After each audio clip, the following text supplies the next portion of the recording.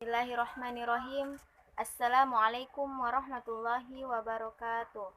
Perkenalkan, nama saya Ainunsyah Oktari dari Fakultas Sains dan Teknologi jurusan Kimia UIN Alauddin Makassar.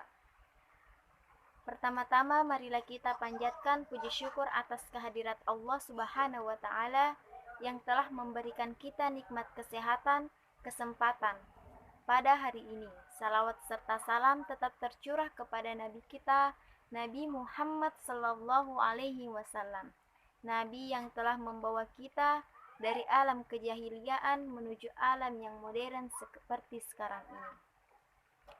Baiklah, izinkan saya membawakan satu materi yang bertemakan tentang diksi.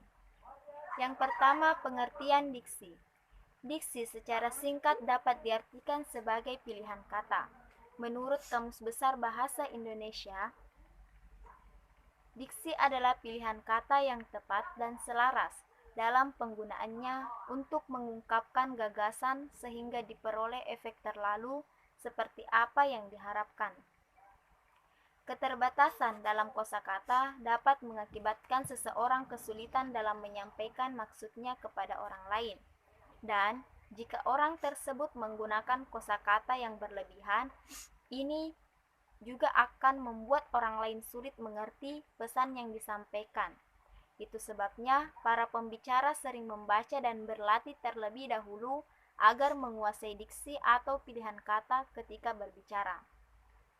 Dengan diksi yang tepat, maka pendengar atau audiens dapat dengan mudah memahami maksud seorang pembicara.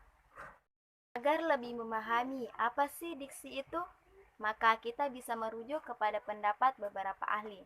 Yang pertama, Harimurti.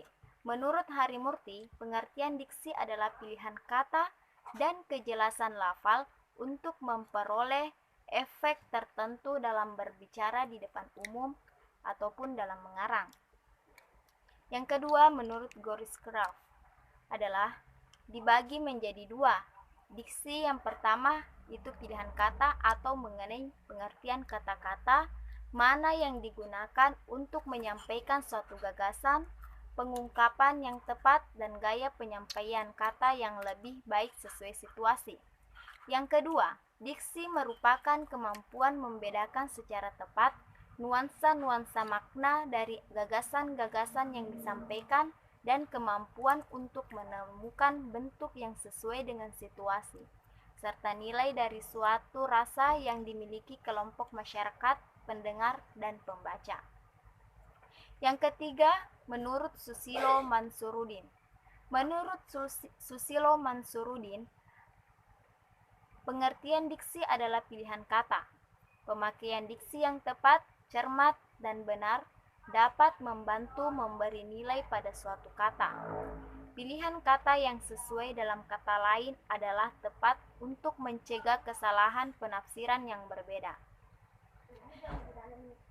Yang keempat, Widya Martaya. Menurut Widya Martaya, diksi adalah kemampuan seseorang dalam membedakan secara tepat suatu nuansa-nuansa makna yang tepat dengan gagasan yang disampaikannya, dan kemampuan tersebut yang sesuai dengan kehendak dan situasi dengan nilai rasa yang dimiliki kelompok masyarakat dan pendengar ataupun pembacanya. Yang kelima, Endre. Menurut Endre, pengertian diksi adalah penggunaan kuota yang sesuai dalam mewakili pikiran dan juga perasaan yang ingin dinyatakan dalam suatu pola untuk kalimat. Yang kedua, fungsi diksi. Selain itu, diksi memiliki fungsi sebagai berikut. Yang pertama, membuat orang yang membaca ataupun mendengar karya sastra menjadi lebih paham mengenai apa yang ingin disampaikan oleh pengarang. Yang kedua, membuat komunikasi lebih efektif. Yang ketiga, membentuk ekspresi ataupun gagasan yang tepat sehingga dapat menyenangkan pendengar ataupun pembacanya. Yang keempat, melambangkan ekspresi yang ada dalam gagasan secara verbal atau tertulis maupun terucap. Kemudian macam-macam diksi. Yang pertama, sinonim. Sinonim merupakan pilihan kata yang memiliki persamaan makna, yang dimana penggunaan kata sinonim ini biasanya dimaksudkan untuk membuat apa yang dikatakan atau dituliskan menjadi lebih sesuai dengan ekspresi yang ingin diungkapkan. Contohnya mati. Mati merupakan ekspresi pengungkapan yang kasar, dan wafat merupakan ekspresi pengungkapan yang lebih halus. Yang kedua, homonim. Homonim merupakan kata yang memiliki ejaan yang sama, namun makna dan bunyinya berbeda.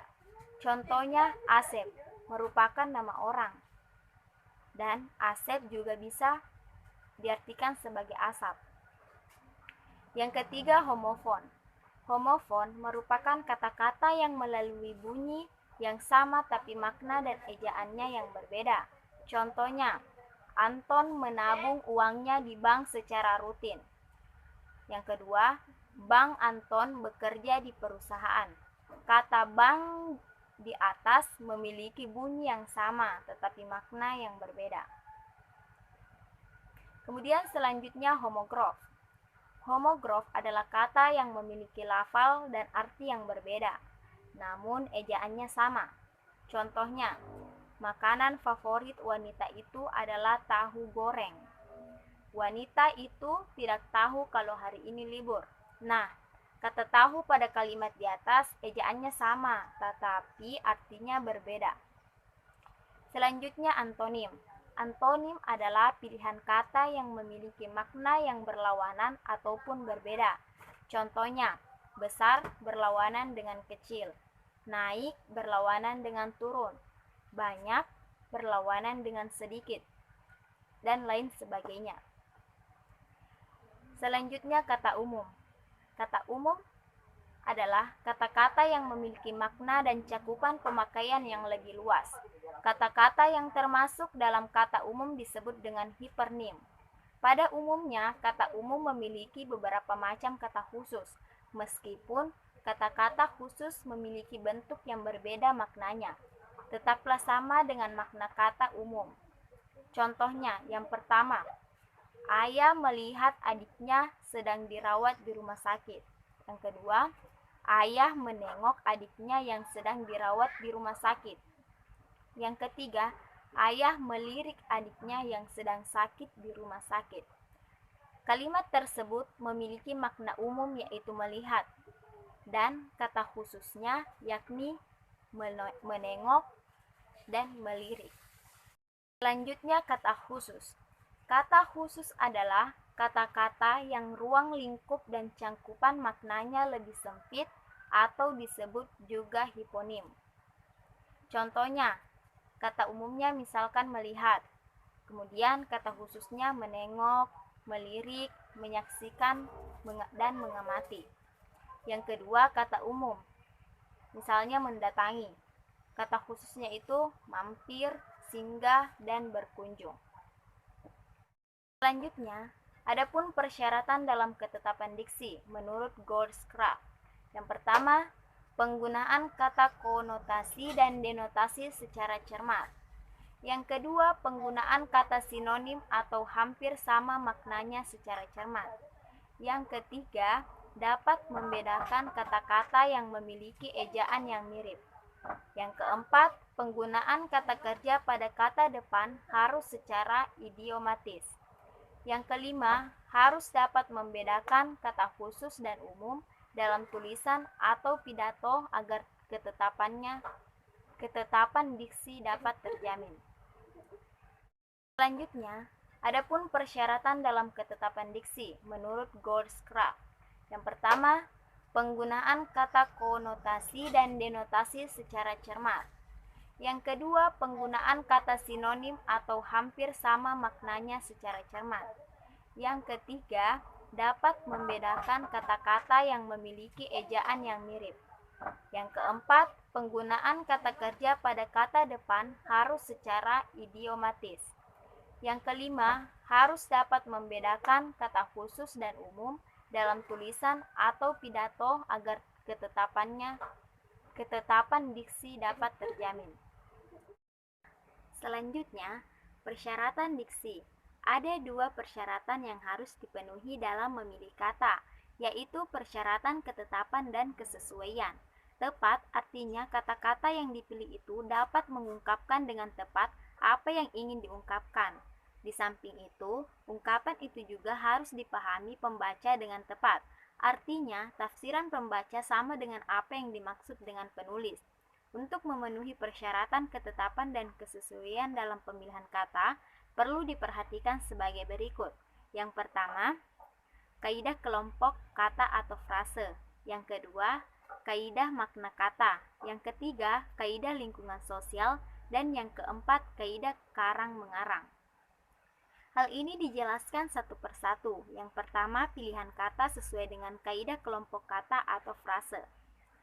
Pilihan kata atau diksi yang sesuai dengan kaidah kelompok kata atau frase seharusnya pilihan kata yang tepat, seksama, lazim, dan benar. Contohnya, itu tepat. Makna kata lihat dengan kata pandang biasanya bersinonim, tetapi kelompok kata pandangan mata tidak dapat digantikan dengan lihatan mata. Yang kedua, seksama. Contohnya, kata besar, agung, akbar, raya, dan tinggi termasuk kata-kata yang bersinonim.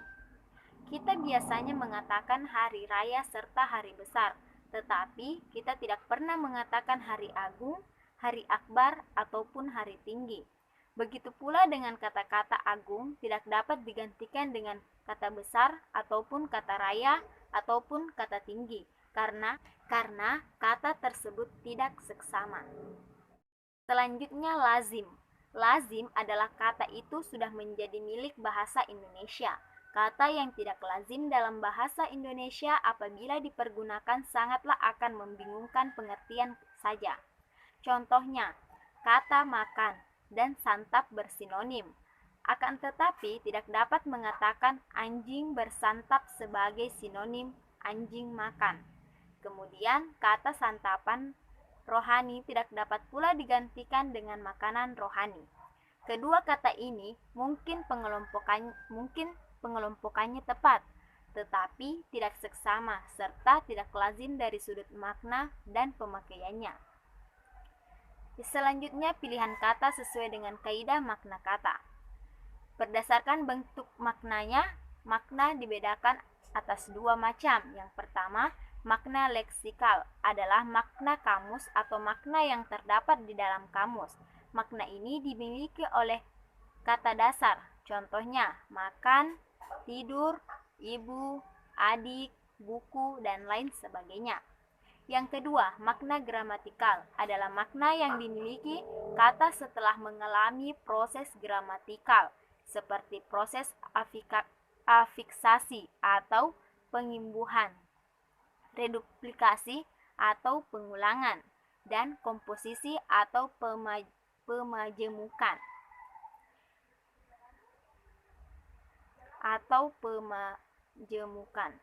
Contoh, proses afikasi awalan me pada kata dasar kotor. Adik mengotori lantai itu. Yang kedua, proses reduplikasi pada kata kacang. Kacang-kacangan merupakan salah satu sumber protein nabati. Yang ketiga, proses komposisi pada kata rumah sakit bersalin. Ia bekerja di rumah sakit bersalin. Nah, selanjutnya berdasarkan wujudnya, makna dibedakan atas. Yang pertama, makna referensial adalah makna kata yang mempunyai rujukan yang konkret. Contohnya, meja, batu, membaca, menulis. Yang kedua, makna inferensial adalah makna kata yang tidak mempunyai rujukan yang konkret. Contohnya, baik, indah, sedih, gembira. Berdasarkan sifatnya, makna dibedakan atas dua macam. Yang pertama, makna denotasi adalah makna kata yang sesuai dengan hasil observasi panca indera dan tidak menimbulkan penafsiran lain. Makna denotasi disebut juga sebagai makna sebenarnya. Contohnya, kepala, organ tubuh yang letaknya paling atas. Yang kedua, besi, logam yang sangat keras. Selanjutnya, makna konotasi adalah makna kata yang tidak sesuai dengan hasil observasi panca indera dan menimbulkan penafsiran lain. Makna konotasi disebut juga sebagai makna kias atau makna kontekstual. Contohnya, ibu kota, pusat pemerintahan, ibu jari, jari yang paling besar atau jempol, jambatan atau kamar kecil. Sebagai kesimpulan, kreativitas dalam memilih kata merupakan kunci utama pengarang dalam menulis gagasan atau ungkapan. Penguasaan dalam pengolahan kata juga merupakan kunci utama dalam menghasilkan tulisan yang indah, dapat dibaca, serta ide yang ingin disampaikan penulis dan dapat dipahami dengan baik. Yang kedua, kata yang tepat akan membantu seseorang mengungkapkan dengan tepat apa yang ingin disampaikannya, baik secara lisan maupun secara tulisan.